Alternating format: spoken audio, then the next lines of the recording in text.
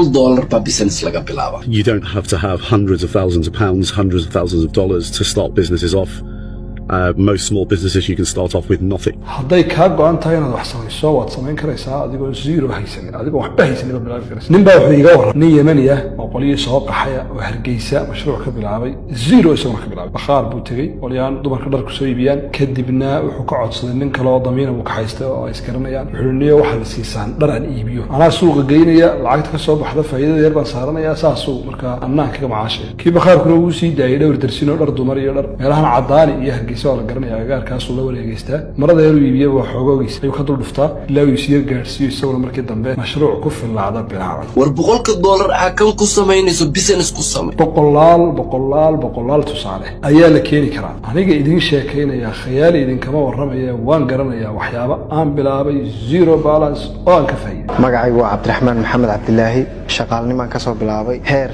shaqaalnimadu way kala duwan tahay mid hoose mid sare mid dhexe anigu ugu hooseeyaan ka soo bilaabay $17 baan ku bilaabay 17 aan haystay wixii bishii laga soo diray iga soo haray ayaabaan darsin Soomaaliya sharbaada ku soo qaaday alxamdulillah iyo de maanta waxaan ahay nin ganacsada walbana kamid ah ganacsatada yar ee imka soo talaabsanaysa Maxamuud Cabdi Raagi waa wiil dhalinyaro ah oo 2 sano ka hor ka yimid magaalada Wardheer ee xarunta gobolka Dollo wuxuu hamigiisu ahaa in uu helo lacag uu ku tago dalka dibadiisa si uu u helo caafimaad maadaama uu ka cabanayo lugta midig oo markaas uu xanuun ka qabo laakiin markii arintaasi u suura gali weyday 7,000 oo mushaar ah oo macallinimo uu ku qaadanayay ayuu wuxuu ku bilaabay ganacsi iminka maraya ilaa iyo 300,000 7,000 oo u dhiganta ilaa $70 ayuu ku bilaabay waxaan kala soo hadlayaa guriga hodan oo kamid ah gabdhaha Soomaaliyeed kuwaasi oo ku dhiiraday in ay gurigooda ay ka sameystaan shaqo hal abuur leh cunto tayo sare leh kuwaasi oo si maalinle ah loogu baahiyo baraha bulshada aniga waxaan sameeyaa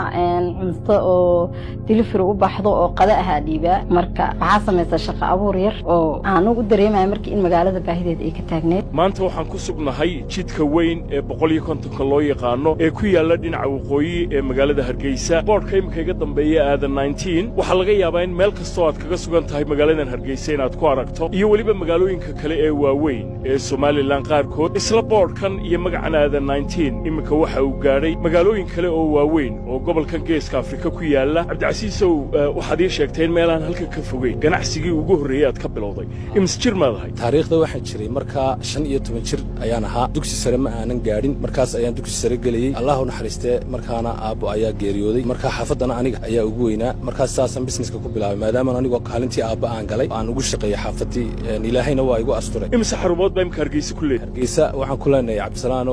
12 xarumood baan ku leenahay hadda Hargeysa guud ahaan Geeska Afrika marka la isku geeyana 25 xarumood ayaan ku leenahay Geeska Afrika oo dhan marka la isku geeyo businesska ugu horeeya aan ka bilaabo wuxuu ahaa mushaari baan karin jiray aan dan dukaamayaasha siisin jiray bariisa guriga ku samayn jiray qadahan dukaamanka u geen jiray xamar weyn aan ka bilaabay nagastana waxay ahayd ka shaqeynaya cabitaan aan sameystay meel cabitaan waxay igu horeeyeen ama khayada iyo marar qaybtooda ka soo shaqeeyay dadka qaybtooda way yaqaanaan hadda waxay degsatay hiirsi kale oo hor leh waxayna tusaale la taaban karo u tahay sida hamiga loo hirgelin karo iyo halka uu dadaalku ku gaarsiin karo haddii lagu kaabo rabitaan uu hagayo aragti dhismaha waxa ku jira oo xafiis uu yahay nin dhalinyaro ah oo isagoo ardaya fikrad la yimi fikradii meel maray noqotay oo maantana cirka maray waxa weeye Khalid Cabdiraxmaan Axmed Khalid waxa uu kirayaa gawaarida waxa uu ku bilaabay gaari kaliya hadda waa 5 sanadood oo kaliya ka hor ninka dhalinyarada iyo sheekadiisa la yaab kale imika idin ka dhacayna Khalid oo 5 sanadood kadib imisa gaari baa leeyahay 5 sano kadib hadda waxaan ku shaqeynaa 3 xafiis in ka badan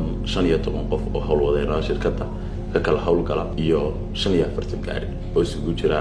gawaari kala duwan business kana aamina khasatan Soomaaliya umad Soomaaliya anaga waxaan umad tijaaraan business ka aan aamin business starting from zero business starting from $50 just in aaminta kaliya so if that's something that you want to do that's the way you have to do it you have to start small and build this asset base. Robert Kiyosaki buugisanaadka oo qiimaha badan leh aabaha faqiirka ah iyo aabaha hodanka iyo aabaha saboolka wuxuu tilmaamayaa aragti ah mashruuc in la bilaabo uma baahna ra'samaal yani shardi ma aha oo kamid shuruuda loo baahan laakiin aasaaska ma aha aasasku waa in la helo buu qorshe shaqeynayo rasmi ah 3 maalmood albaabka hoosta ka xidho habeen iyo maalin maskaxdaada tuuji waxaad keentaa mashruuc qoran oo alif ilaa ya oo lagu kalsoonaan karo la maal gashan karo wax maal gashada way meesida waa inaad baratay skillskii lagu qorayay mashruuc lagu sahminayay suuqgeyntiisii iyo sanadkaa wuxuu soo saaraya iyo riskigiisa iyo sida loo manage garaynayo iyo SWOT analysiskiisa iyo xil badan buu kaaga baahan yahay aqoon badan marka waa la bilaabi karaa inaad bilowdaana waa muhiim insha Allah awooddaada dib ugu noqo laakiin qofku isagoo waxba haysanin wuxuu bilaabi karaa haddii uu dadaal ku jiro hadduu orod ku jiro hadduu maskaxda tuujin